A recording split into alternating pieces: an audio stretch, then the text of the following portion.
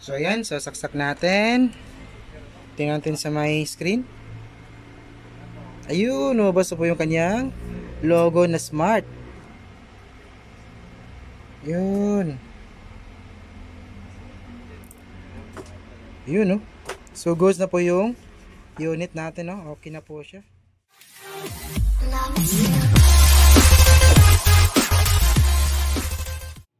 So yung mga naaras nyo lahat mga paps. And meron tayong tanggap dito na isang Samsung 32 inches lang siya. So yung model niya is ayan, model niya UE32T4300AG. Ayan. So blur yung camera natin ha.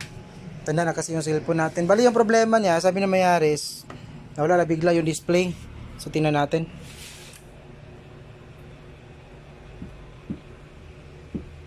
Ayun. Wala siyang picture pero meron po siyang backlight oh. Makikita natin dito. Ayan. So, wait lang, medyo ang pangit ng camera natin ah. Sandali lang at continue tayo. So, gumanda na siya ng konti, no? Ayan, so makikita natin dito, meron po siyang backlight, oh. May backlight pero wala po siyang picture. So, napaka-common to na problema sa mga Samsung na ganito kalaki. Ayan, makikita mo agad na DC-DC protect. So, panel issue po siya. Nagpo-protect po yung kanyang DC-DC dun sa kanyang top board. So, buksan lang muna natin para makita natin yung loob, no? So, ito nabuksan na po natin, no? Ito yung kanyang loob. Ayan. So, ito yung kanyang main board. Saka power supply na. So, smart TV na pala to. Kasi meron po siyang Wi-Fi module. Ayan. At saka medyo hybrid yung kanyang klase ng main board, no? Sama na yung power supply. Ayan. Tapos, cable. LBS cable. Saka, ito naman yung kanyang top board. So, tanggalin natin muna yung kanyang speaker para may access tayo sa kanyang top board. So, mapapansin natin dito, mga ganong problema, very common kasi ito eh. DC-DC protect na may problema doon sa kanyang mga clock signal or CKB lines. So, dito mapapansin natin, meron po siyang label. Mas maganda to kasi meron siyang label, no? Samsung panel. Ayun. Ito na lang yung bali patandaan natin o susundan natin yung label niya. Ito, tapos ito naman yung kanyang test point. Ito yan. So ito yung kanyang test point. So mukha ito yung matutok, no? So ito mula dito ESG monitor, tapos si KB2, tapos si KBB2. Dito naman feedback left, BCS1, then si KB. So ito siya. Ito yung sequence nito. Wait. So ito yung ESG monitor natin, tapos ito naman yung CKB2, CKBB2, tapos feedback left, tapos BCS, anong tawag doon? BCS1, BCS1, then CKB1, CKBB1.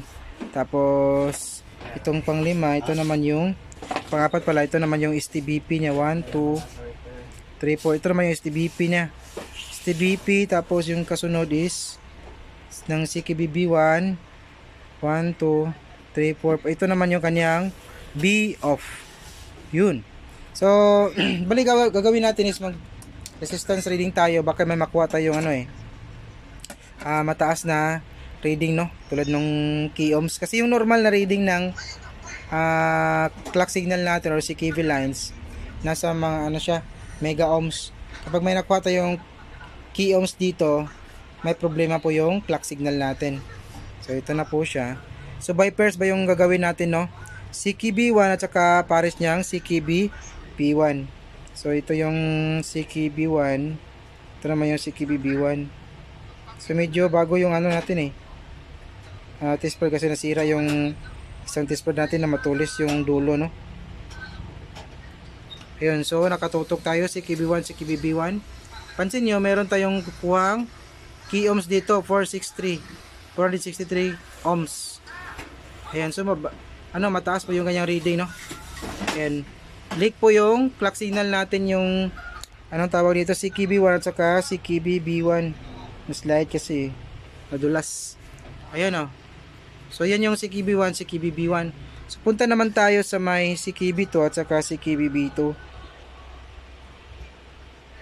Test natin kung ganun ba din ba yung reading niya. Yun, nakita ba? CKB2 tapos CKB-B2. Wait, nadulas. Nako, bago kasi to eh. So, nakatutok tayo. Nako, bihira yung test prod natin. Dumudulas siya. Ito na, dumudulas. Dumudulas.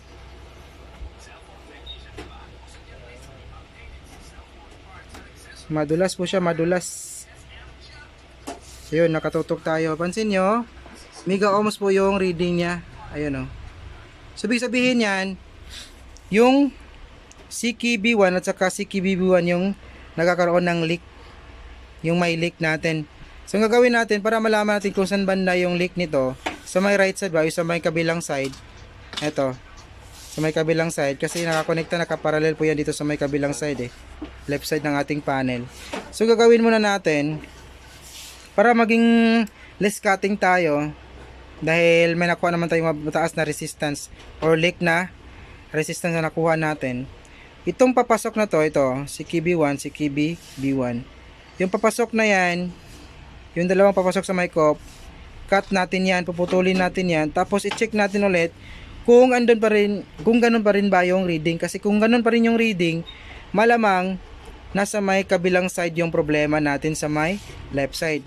Kung sakali namang mawala nung makat natin, kumakat natin tong si KB1 saka si KB-B1, posible dito sa may right side natin yung problema. So, para iwas tayo para maiwas natin yung maraming dugtong at saka maraming cutting. So, ang gagawin natin ito, cut lang muna natin yung si KB1 tapos yung si KB-B1. So, balik tayo pag nagawa natin. So, ito, continue po tayo, no? Ayan, bali na-cut na po natin yan. Ayan, no? Sino, lumabo yung ano? Saan yun? 67. Wait, lumabo yung camera natin. 67K. Nabulag pala. So, ito na po siya, oh. Kita nyo ba yung kunting cutting dyan? So, sinik po natin yan. Naputol na po yung linya na yan. Yung CKB1, tapos CKB-B1. Ayan, oh. So, pinutol natin yan. So, tingnan natin kung magkano na yung, kung ganun pa rin ba yung reading natin. So, check natin, no? Wait, medyo malabo na yung camera natin, eh.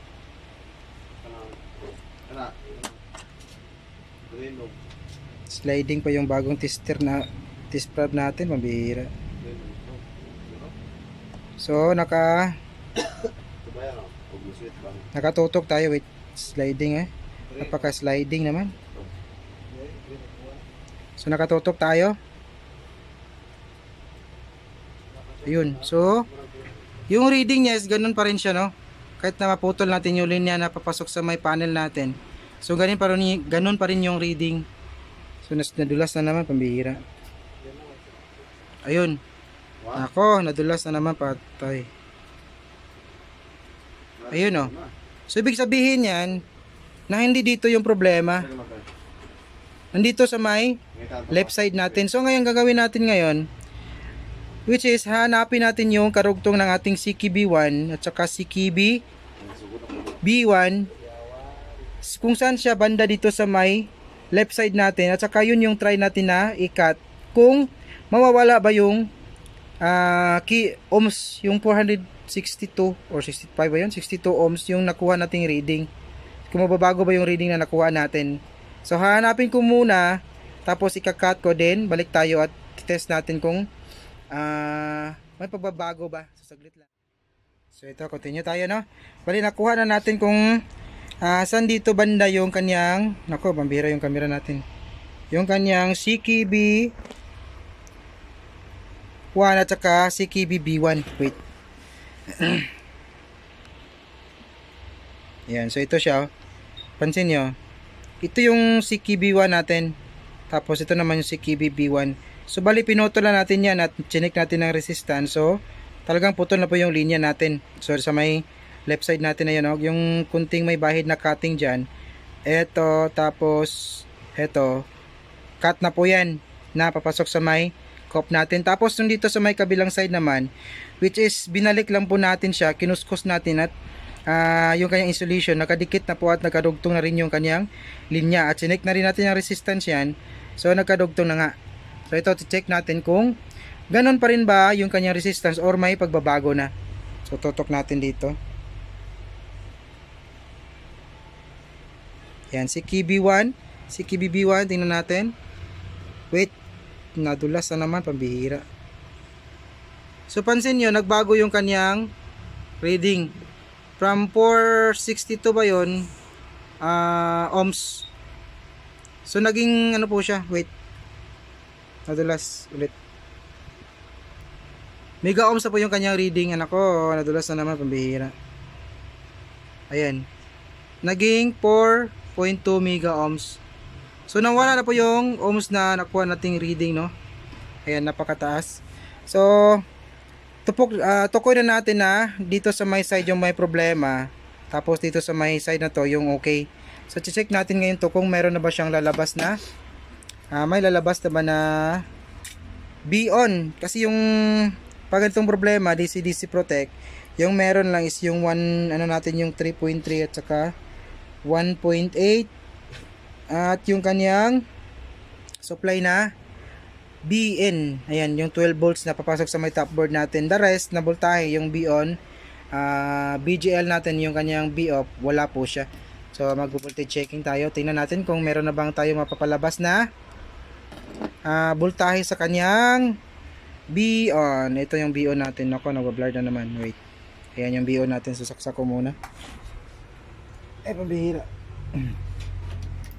Yan, saksak po yung TV natin. So nagkaroon, bumukas yung backlight. Ayun, no. So check natin kung may B-on na ba tayong nasukat. Ayun, meron na po siyang 33 volts yung ating B-on. Ayun, so tingnan natin kung normal ba yung display or baka wala pa ring display, no. So tingnan natin. Wait, nalagyan lang yung ano. At nawala. Ayun. Bumalik na. Ang bihira.